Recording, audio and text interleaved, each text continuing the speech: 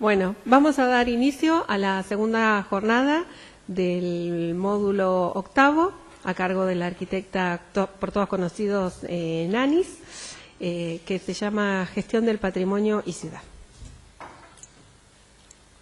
Bueno, en la tarde de hoy vamos a hacer un repaso de lo que vimos ayer. Ayer nosotros vimos, por un lado, la evolución del concepto de patrimonio, tanto arquitectónico como urbano, tanto natural como cultural, tangible e intangible, y vimos que realmente esta evolución tiene que ver con una mirada mucho más amplia del tema patrimonial. De hecho, no solamente vimos la escala edificios, vimos la escala ciudad, vimos la escala barrio, vimos también esta posibilidad de trabajar con series o trabajar con rutas e itinerarios culturales. También vimos paisajes culturales, es decir, ya una aproximación a cada vez dejar de lado esa mirada puntual para tener una mirada mucho más amplia y más integral. Eso fue en la primera parte de la charla. Después vino una segunda parte donde tratamos de ver instrumentos, es decir, instrumentos que nos da para gerenciar el patrimonio una normativa, que en este caso tomamos la del Gobierno de la Ciudad de Buenos Aires. Y vimos allí que entre estos instrumentos o herramientas está, por ejemplo, el catálogo urbanístico, que es el que tiene que ponderar o jerarquizar edificios que tengan algún grado de valor, y de hecho ese grado de valor está sencillamente relacionado con el grado de protección. Vimos que hay edificios que por su valor tiene un grado de protección máximo, que es la integral. Vimos edificios que tienen un grado de protección media, que es la estructural. Y vimos edificios que tienen un grado de protección menor, que es la cautelar. Pero también vimos, dentro de esa normativa o instrumentos normativos, que se estaba trabajando con un concepto más amplio, como es el de los fragmentos. De hecho, hay una ley de fragmentos que está todavía no está aprobada, con lo cual habrá que pelearla en la instancia de la legislatura. Esta ley de fragmentos nos hacía ver nuevamente esta mirada que antes era puntual, empezar a ver si hay 2, 3, 4 piezas que empiezan a tener una compatibilidad por escala, por proporción, por fachada, por altura y demás. Bueno, empezar a considerar una protección partiendo de un fragmento. Después vimos también la protección especial, que nuevamente amplía la escala al área urbana, área o sector urbano. Y también vimos, obviamente, las APH, que son decididamente áreas de protección histórica en la ciudad, que después de un análisis absolutamente exhaustivo de lo que es la ciudad, se definen, si estos son los barrios, se definen áreas históricos, patrimoniales históricos, de protección histórica, perdón, en donde acá, en cada una de ellas, por supuesto, hay edificios catalogados con distintos grados de protección, hay protección especial para algunos sectores y se va a implementar también los fragmentos que se encuentren en cada una de estas áreas. Visto esto, rápidamente pasamos a ver cómo se incumple la norma. Acuérdense que dijimos, bueno, ¿cuántas veces esto no se da? ¿Y cómo se incumple la norma? Se puede incumplir porque se desafecta lo que estaba afectado o se descataloga lo que estaba catalogado, hemos visto varios ejemplos, o porque efectivamente la norma se incumple cuando, aún atándose a la normativa, hay ciertas licencias o ciertas exenciones que van en contra de la misma norma. Esto es lo que vimos hasta ayer. ¿Qué vamos a ver hoy? Hoy vamos a ver otra nueva mirada del patrimonio, que yo creo que está siendo muy necesaria porque cada vez más nos damos cuenta que nuestros centros históricos, cascos fundacionales, áreas históricas, lo que quieran llamar, pero la parte sustancial de las ciudades está poniendo en peligro los valores que ese centro histórico tiene. Y ha surgido, no solamente acá, sino en varias partes del mundo, esta nueva idea de las centralidades urbanas, que no son necesariamente la centralidad neurálgica de la ciudad. Esto es lo que vamos a ver. Después vamos a ver en una segunda etapa lo que está pasando con las intervenciones a escala urbana. Y entonces yo me pregunto, ¿realmente estas intervenciones plantean el diálogo con lo existente o plantean la ruptura con lo existente? ¿Qué está pasando con este tema? Y por supuesto después, si tenemos tiempo, vamos a ver este concepto de paisaje histórico urbano que hace a la metrópoli. O sea, ya llega a una escala de metrópoli o de ciudad metropolitana que deja el paisaje, como yo les mostré ayer, de la quebrada de Humahuaca, que es un paisaje donde la componente natural y cultural se da en un paisaje que no es una ciudad ni una metrópoli, con lo cual tiene problemas, pero no tiene los problemas tan complejos que tiene una ciudad. Una ciudad que, como ayer decíamos, tiene que cambiar, necesariamente cambia. Entonces tenemos que pensar cómo manejamos el cambio en estos paisajes culturales urbanos. Manejamos el cambio. Bien, después si hay tiempo y no nos dormimos, podemos ver otras cosas. Vamos a esto de las centralidades. Yo esto lo llamo nuevas centralidades urbanas, porque en realidad lo que tratamos de hacer es pensar creativamente, estratégicamente, qué pasa cuando la periferia se vuelve centro. Es decir, yo tengo un centro. En Mar del Plata podríamos, qué sé yo, cada uno de ustedes me podría definir cuál es el centro neurálgico de Mar del Plata. Ustedes me dirán, y la parte fundacional, Santa Cecilia, yo digo cualquier cosa, supongo que ustedes lo saben. Bueno, ese centro, ¿acepta todas las presiones que están teniendo? ¿O será que tenemos que empezar a ver que hay otras centralidades, hay otra posibilidad de hacer centralidades que tienen que ver con la periferia? Entonces, ahí está, nuevas centralidades. Hoy ustedes saben que hay una defensa enorme para los centros históricos. Se están perdiendo en el mundo esos lugares, esos sitios que son los que más contenido tienen. Tienen más valor por su historia, por su pregnancia, por su parte simbólica, por lo significativo, y sin embargo son los que estamos ejerciendo más presión. Con lo cual hay una serie de conflictos que evidentemente nos están superando. Incluso en Europa y en América Latina se habla de la transformación acelerada que están teniendo los centros históricos. Con lo cual, todos esos valores rápidamente se van esfumando. Quiere decir que aparece como una disyuntiva, que yo siempre digo que podría ser un maridaje en vez de un divorcio, según como lo tomemos, entre conservación versus renovación. Y yo digo, ni una cosa ni la otra sola. Para mí, la renovación tiene que ver con la conservación. Está atada, es imposible separarlo.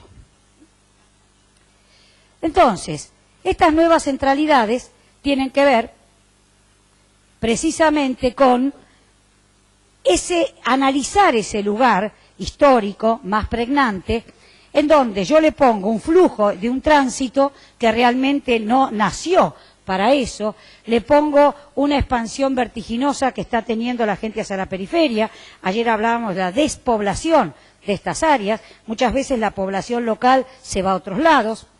Aparecen enormes estructuras de comercio, ya son shopping, ya son otra cosa que ese comercio diario al que estábamos acostumbrados.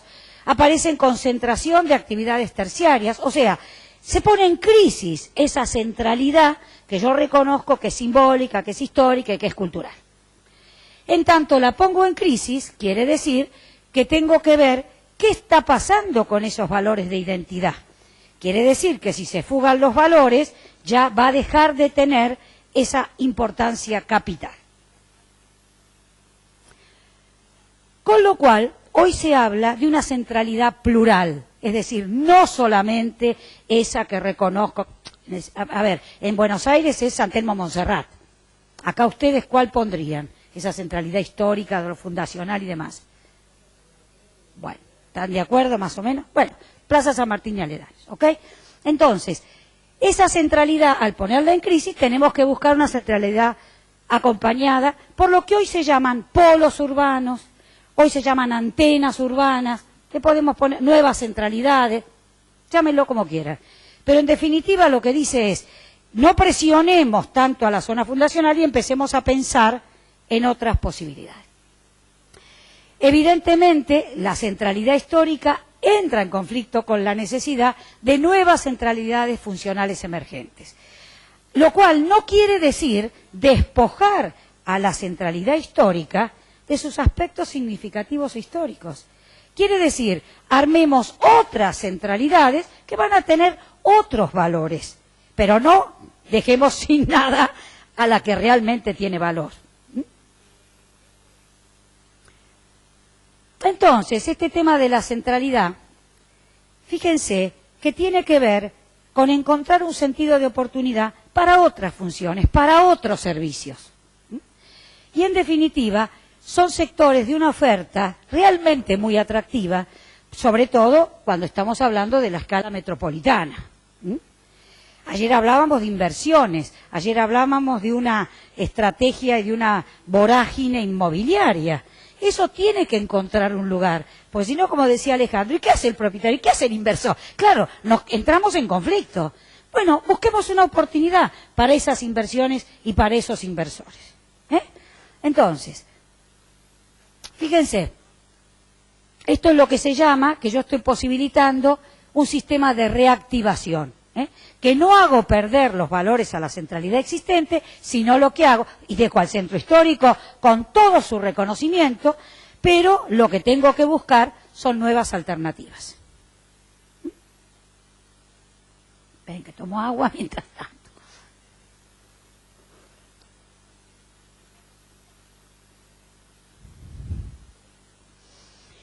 ¿Cómo impactan las nuevas centralidades? ¿Cómo impactan? Es decir, ¿qué pasa cuando yo tengo esa lógica que estoy diciendo, qué sé yo, Buenos Aires, parte fundacional, San Telmo, Monserrat, y resulta que yo empiezo a tener una centralidad acá, otra acá, otra acá, otra acá? Muy bien. ¿Cómo impactan? ¿Es posible, hay que preguntárselo, articular esa zona fundacional histórica con otras centralidades? ¿Las periferias son funcionales a los centros históricos o los tiran por la borda?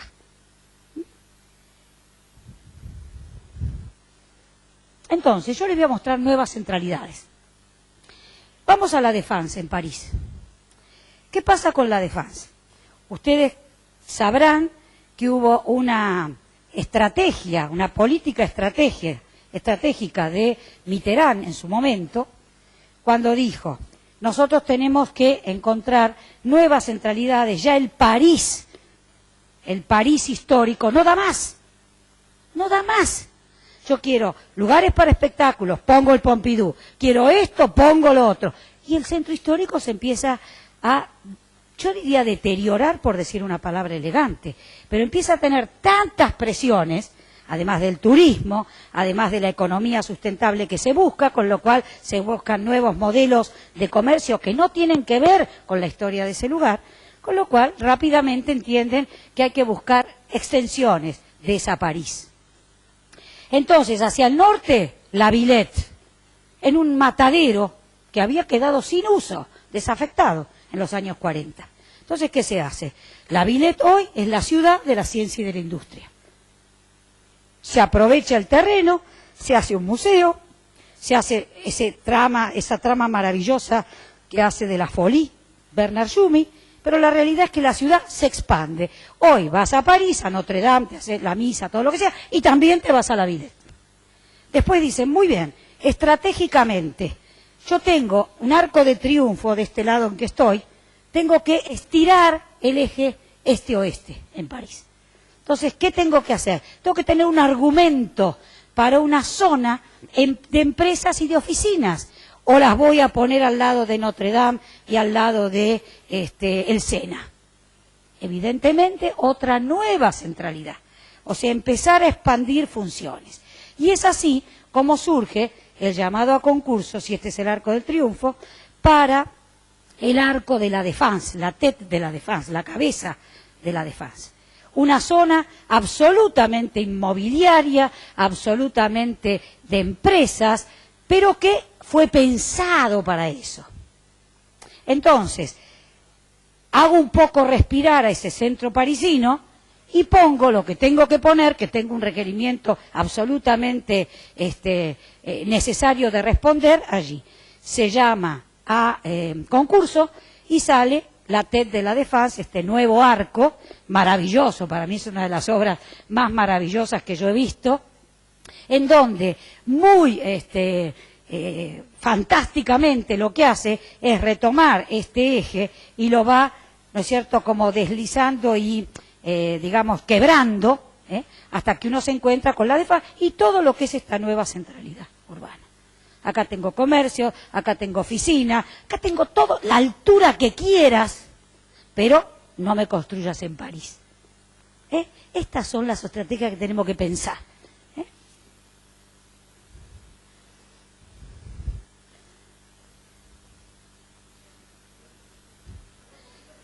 Muy bien. En Berlín, la Potsdamer-Platz, lo mismo. Ustedes saben que Berlín fue casi toda bombardeada en la Segunda Guerra Mundial. Muy bien, había que reconstruir socialmente y arquitectónicamente esa ciudad. Con este mismo criterio de extender, no todo podía pasar en el Berlín histórico, aparece todo este gran centro de negocios, donde está la Sony, todas las grandes marcas. Alemania, ustedes saben que es una de las grandes potencias hoy por hoy, con una economía y un poder en el concierto internacional tremendo. ¿Dónde lo ponen? Precisamente en una extensión de esa centralidad existente.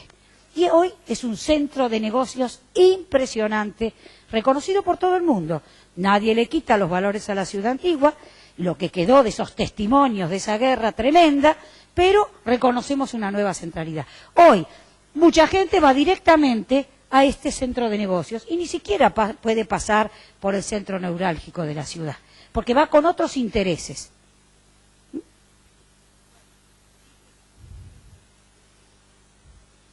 En esa necesidad de expandir, Londres, un área absolutamente desafectada de su uso industrial, pero un área que con el tiempo se fue convirtiendo, el Camden Town, en una pequeña centralidad muy atractiva, con todo el tema de los canales con compuertas, que eso es maravilloso de ver, ese paisaje de los canales, con todas estas estructuras obsoletas, vacías, fuera de uso, se empieza a armar un lugar comercial donde hoy en ningún lugar que ustedes digan quiero ir a Londres, les va a faltar, gracias, que le digan tenés que ir al Camden Town. Si no fuiste al Camden Town, no fuiste a Londres. Fíjense ya cómo incluso se están reconociendo otras áreas. Nadie te dice que no vayas a San Paul, que no vayas, pero hoy te dicen anda al Camden Town.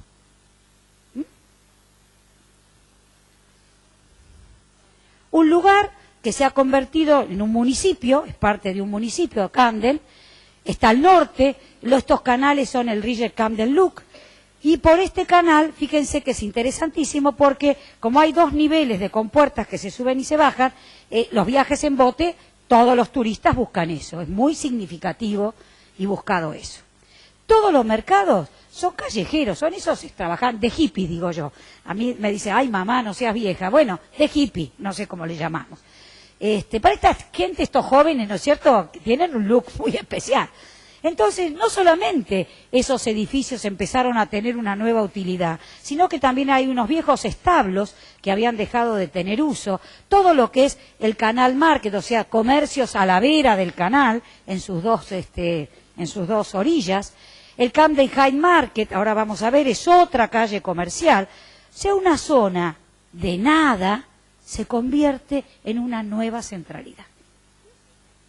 Por supuesto, en estos canales, a la vera de estos canales, se empiezan a poner pequeños hotelitos, pequeños lugares para comer, lo que se te ocurra. Entonces ya no necesita del otro, porque tiene su propio autoabastecimiento. Se convirtió la Camden, esta zona, en la capital del rock. Yo, gracias que sabía que había un rock, bueno, hay un rock alternativo. Entonces, te dicen, no puede ser que no vayas a este pub, que desde 1780 es el reducto, ¿no es cierto?, de los jóvenes, y que se convirtió ahora, el Camden Palace, en un lugar, en espacio de rock. Por supuesto, esto se llena de turistas. Es más, lo que está pasando es que el turista va mucho menos a ese Londres, ¿no es cierto?, del St. Paul o de la Tate Gallery, para empezar a ir a estos segundos lugares, si querés, de oportunidad, que te ofrecen otro tipo de cosas. Fíjense que estas esclusas de los canales se construyeron entre el 12 y el 20, son los que nivelan el río, y lo interesante es que hay muchas casas que suben y bajan por el río, porque al cambiar la compuerta de esos canales es interesantísimo, porque vieron que hay muchas casas barco. Hay mucha gente en Ámsterdam y en Londres que tienen la casa en un barco. Entonces es una cosa muy interesante cómo se va viendo eso, que es único. Yo por lo menos no lo vi en otro lado. Y en las riberas, en las alas del río, por supuesto, bares, mercados, todo tipo de comercios. Acá tienen solamente para ver la dinámica que tiene este lugar. La dinámica está siempre lleno de gente, ni qué pensar sábados y domingos. Entonces, toda esta arquitectura ociosa, porque realmente estaba ociosa, estaba vacía, se empieza a pensar que en vez de demolerla o que en vez de desafectarla, la utilizamos con esta nueva visión. Acá tienen un centro de artesanías, esa arquitectura ladrillera, ¿no?, de la revolución industrial, muy noble, o sea, es un edificio que desafía los tiempos, ¿no? A nosotros nos pasa lo mismo con los docks o con tantos otros. Y fíjense, se llena, una cosa muy sencilla, acá no hay refinamiento, son estas suertes de stands muy flexibles que se desarman y se arman, y que llenan realmente de turismo. Este era un establo, un viejo establo, que también lo recuperamos. Y sí, es interesante que la gente vea un establo. Entonces, en cada compuerta de donde había un caballo, se transformó en un negocio. Entonces, claro, uno entra a un establo y lo que tiene es una posibilidad, por supuesto, de comer, de comprar cosas y demás.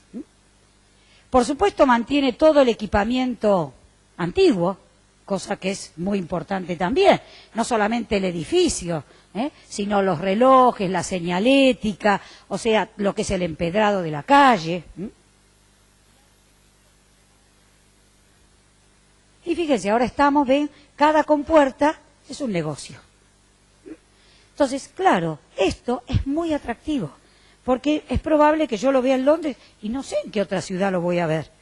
Entonces, la gente también se acerca a estos nuevos, yo digo, a estos nuevos símbolos, porque por ahí no solamente la iglesia de San Paul, porque si no, no fuiste a Londres, sino que estos lugares de oportunidad empiezan a ser también reductos muy buscados.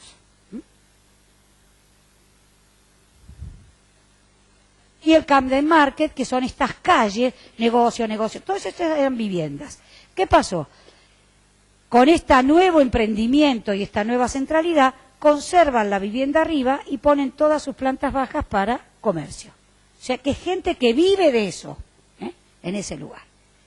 Con la consabida difusión que tienen, que aparecen todas las guías, que aparecen todos los catálogos, o sea que está muy, digamos, difundido. Acá tienen el Camden Market, que es un mercado que ocupa un espacio vacío que tenía este sector.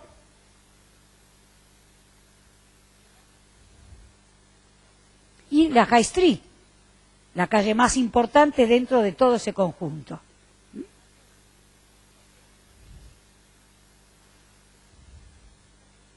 Y este es el antiguo palacio que se convirtió en este palacio de conciertos o de rock alternativo, el Coco. Tuvieron que hacer toda una restauración y esto se llena porque hay también estos encuentros internacionales de amantes del rock que llenan realmente todo lo que es esa plaza especial, digamos, del rockero. Acá lo tienen de noche, muy bien. Entonces, una zona que logró descentralizar y ejercer presión sobre la zona histórica.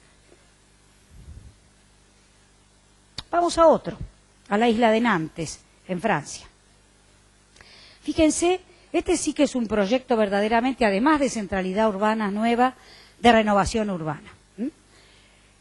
¿Qué había pasado? 1985-1990 empieza este proyecto para transformar a lo que era un área de viejos astilleros que habían quedado sin uso en una nueva centralidad. Ya para 1990 se cierran los astilleros navales, con lo cual empieza todo un plan de recuperación de esa infraestructura y de esa recuperación del área industrial. Está en la zona oeste de Nantes. Para el 2002-2004 se habían consolidado las fachadas sobre el río Loire. O sea, las fachadas que daban al río, las frentistas al río, ya estaban totalmente consolidadas. En el 2005 se recupera y se rehabilita un hangar que se llama el hangar de las bananas. ¿Por qué? Porque hubo durante mucho tiempo una exportación e importación de bananas y ese era un depósito. A ver, les estoy hablando de una arquitectura muy sencilla, no les estoy hablando de grandes edificios. En el 2007 se inaugura realmente una cosa fantástica, que es las máquinas de la isla. Es decir, hay unos enormes animales que se hacen, que le dieron identidad total a Nantes, como ese lugar donde se hacen estos grandes elefantes y todo tipo de animales articulados, donde es el furor de todos los turistas. A veces hay que encontrar el evento en estas cosas. ¿Qué es el Guggenheim en Bilbao? Es encontrar un evento para una ciudad industrial totalmente perimida que empezó a renacer y renacer cuando tuvo un evento. Y ya en el 2009 ya se instala la Escuela de Arquitectura, después la Escuela de Abogados, después, o sea, esa zona empezó a tener una vida totalmente autónoma. Fíjense, entonces podemos decir que el proyecto de la isla de Nantes pasó de ser un hecho geográfico al corazón de un proyecto urbano. Antes era geografía y me queda la isla en el medio. Muy bien, pero esto pasó a ser un proyecto de rehabilitación urbana. Por supuesto, una ciudad-puerto donde se conquista el río. Nosotros en Buenos Aires muchas veces no le hacemos caso a que tenemos al Río de la Plata y le damos la espalda. Yo creo que ustedes en Mar del Plata le están dando la espalda a la costa. Entonces, esto es lo que tenemos que pensar. ¿Cuánto pesa ese paisaje? Entonces, se recupera la memoria histórica de un pasado industrial y portuario. Era eso. No tenía expectativa de ser otra cosa. Era nada más y menos que eso. Entonces, se recupera todo lo que es la ligazón de Nantes-Saint-Nazaire, que es la otra localidad que conecta. Entonces se está salvando un patrimonio fluvial y marítimo. Y estos astilleros, que construían, tiene una historia fantástica, construían nada menos que transatlánticos. Con lo cual, dejar la memoria de los elementos que habían quedado era muy importante. Es como en Puerto Madero, si yo le saco los diques, le saco las grúas, y bueno, lo desalmo, es decir, le saco el alma del lugar. Entonces, fíjense ya cómo lo presentan, nuevo estuario y horizonte metropolitano, nuevo, no es el Nantes histórico, es un nuevo, es encontrar una oportunidad en un sector de territorio que iba a la ruina, iba a la demolición.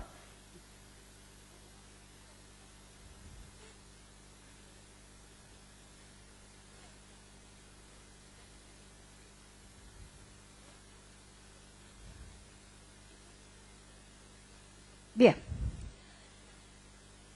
Entonces, obviamente que en el puerto se produce una gran transformación, porque empiezan a aparecer el parque de atracciones, las esculturas mecánicas, claro, cambió la dinámica de ese lugar.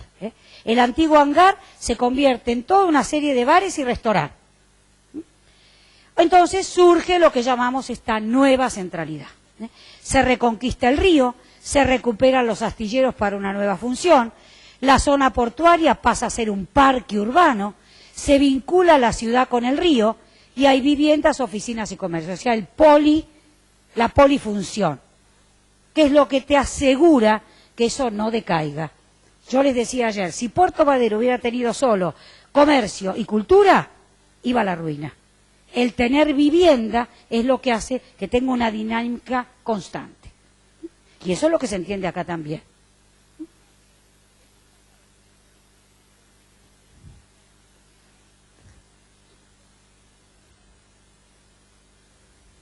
Bien. Acá lo tienen. Esta es la isla de Nantes. Este es el río y estos son los frentes marítimos que son los primeros que se consolidan. Ahí lo tienen. Acá estaban los astilleros navales que tiraban los transatlánticos al río. Entonces, es un área urbana, es un área de oportunidad, es un patrimonio ocioso que no sabíamos qué hacer con él y es la recuperación de una dinámica que le dio una vida enorme a este lugar. Para que tengan una idea, nos acercamos, ven,